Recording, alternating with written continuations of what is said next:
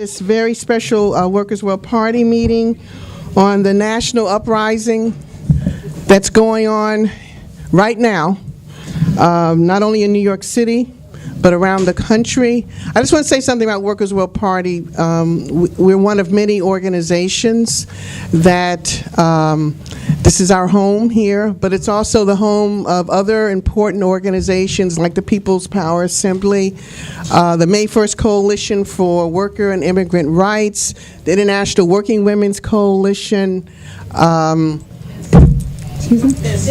FIST, Fight Imperialism, Stand Together, which is having a very important forum. It's a youth group that's having a forum Sunday at 2? Yes. Right here. Planning meeting? Okay. So I'm sure during the discussion we'll say more about that.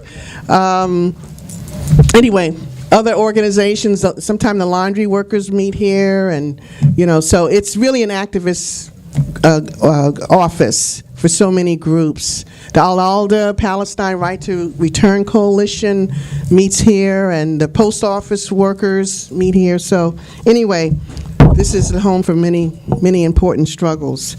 My name is Monica, and I'll be chairing this discussion tonight. This uprising was sparked, as we all know, by the murder of Michael Brown on August 9th. In Ferguson, and it was followed by several days, more than a week, of a rebellion that started on August 10th. But the struggle didn't end there with this initial rebellion, which really helped to expose to the world the growing militarization of the police in this society. The main question that was on the minds of our party and others in the movement was whether this rebellion that began on August 10th against racist police terror would spread beyond the borders of Ferguson, St. Louis. And I think that question was really very glaringly answered by the obscene grand jury ruling in Ferguson that failed to bring an indictment against Darren Wilson, who gunned down Michael Brown on August 9th. And of course that prompted national protest around the country. And then to add insult to injury was the failure to bring an indictment against the white cop who chokehold Eric Garner to death, which was captured on videotape. And thanks to the social media, which really reflects the unprecedented advancements of communications, you can just get the information so quickly. This uprising has spread like wildfire across the country and the world with Facebook, with Twitter, with Instagram, and more. The national and international attention of the police murders of Michael Brown and Eric Garner, along with the murder of Trayvon Martin in 2012, has elevated and put on the front burner for the movement and the masses the genocidal war against youth of color, especially black and brown youth.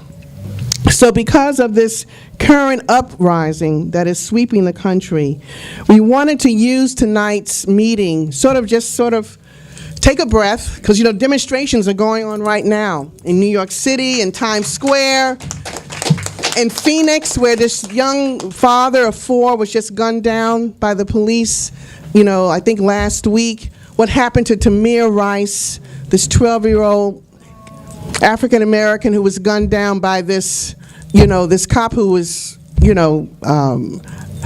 anyway.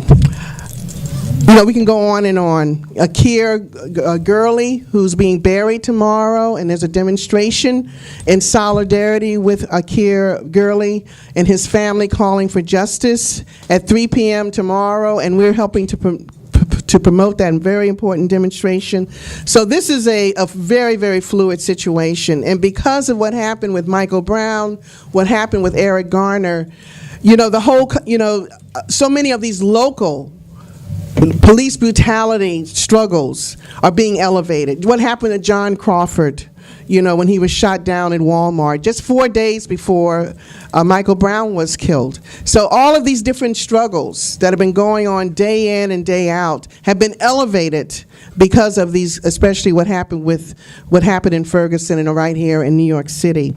So we want to discuss some very important questions tonight. We want to keep it very informal. We're going to have a few just opening remarks, not too long, where we want to raise some important questions like, what is this uprising all about?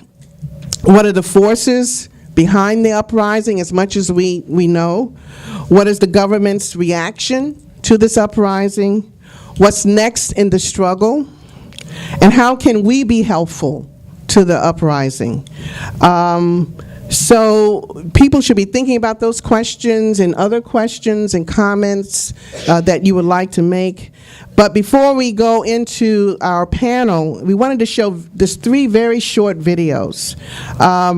One video is called From Ferguson to Boston to New York, which we were able to add a voiceover from Constance Malcolm, who is the mother of Ramarley Graham, who was killed in 2012 by a police officer who went in and into the home and just shot him in the bathroom while his brother and other relatives were watching.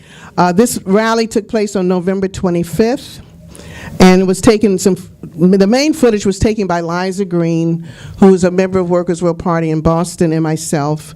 We have Caleb, who works for Press TV, and he did a piece on the confrontation at Rockefeller Center, which was on December 3rd, and then some footage that I was able to take last night, including the march out of Foley Square and the march up Broadway, and then blocking the Holland Tunnel and exit. So, we just wanted to, show some of this footage to sort of spark the discussion. So, all about 6 minutes or something like that.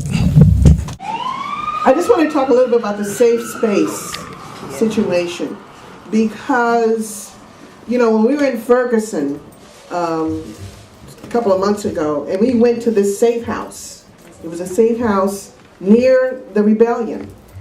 And this safe house, again, it was a place for activists to come, especially those who had been in the streets, had been pepper sprayed and tear gas and so forth. They can come and get food. They can come and get, the antidote for the, for the tear gas, the milk and so forth, and legal advice. And it may come a time when we may have to do that too.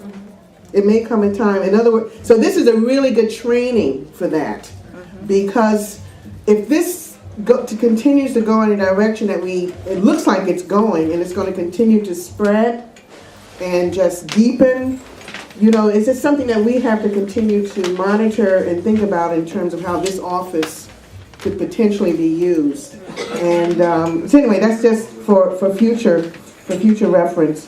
I did want to say this about the Ferguson leadership a little bit, because we're still finding out more and more about this grouping that was formed coming out of the rebellion. They come from St. Louis, they can't come from Ferguson. Some of them come from New York. It's very hard to tell when you're on these calls. And some of these calls can be up to 35 to 40 people. A lot of them can be up to like 400 people. They're huge, depending on what the agenda may be. And the other night, I was on the call on Wednesday night. This was the day after the Eric Garner decision, and they knew it was going to be a big call. They knew that this was another big step in terms of the struggle against police brutality. So they concentrated. They didn't even talk about Ferguson. They talked about New York. They talked about how can every other city and state in the country be helpful to New York.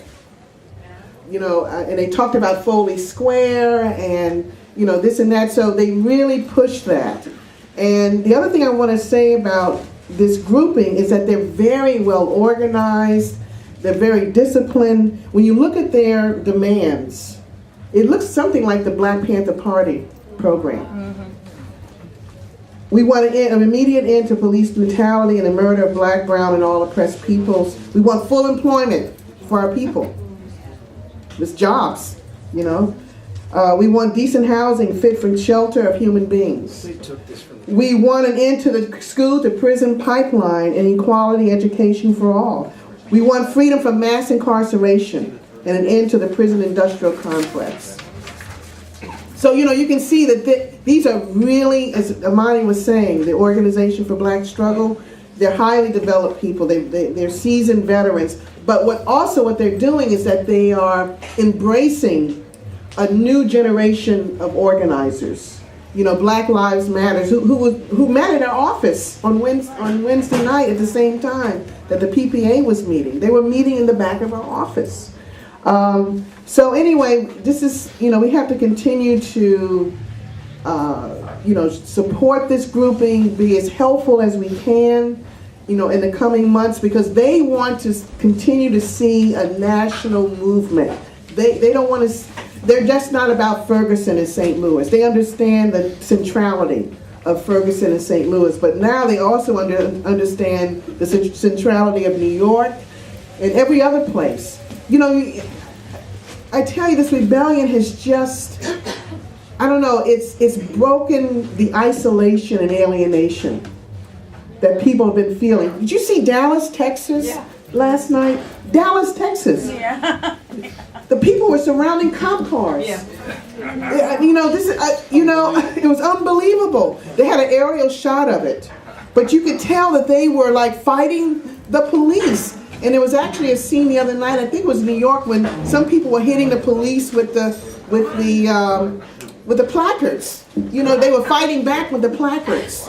I think this was near the West Side Highway, and because people were trying to break through, and then they turned around and went back or something like that. So people, this issue of police brutality is so deep and so embedded. But for so many people, they felt isolated. They felt like nothing could be done until Ferguson, until the youth rebelled. And it started with these youth comrades and friends. And it brings me to this last point I wanted to make, and that is we have to defend the youth who have these spontaneous rebellions. We have to defend them. It was one sign in Boston when I was there on November 25th. Somebody held a sign that it was a quote from Dr. King, which said, "A riot is the language of the unheard." That's from Dr. King. Yes, that's what it is. And so if these youth are fighting back, if they're whatever they're doing to property, you know, what's more important, property or these young people, you know, who want a voice? Who want a voice. They know that it's the system. They express it in different ways, but they know that something's wrong with the system when property is put before their lives, when profits are put before their lives. So we have to continue to defend these youth. It's very difficult. You know, it's sort of a complex situation. We're not quite sure in terms of how the Ferguson, St. Louis people, what relationship they have to, you know, disenfranchised youth. I'm sure they're doing everything they can to outreach to them and to embrace them. But a lot of these youth, as I've said time and time again, they want jobs. They want recreation centers. They know what they want. They know what they want. They can express it very, very well. But they want to be organized. They don't want to be marginalized. They don't want to go into the prisons. They don't want to be killed by the police. And so this is something that we, you know, have to continue to monitor, you know, as we move forward with our own demands and our own tactics and proposals.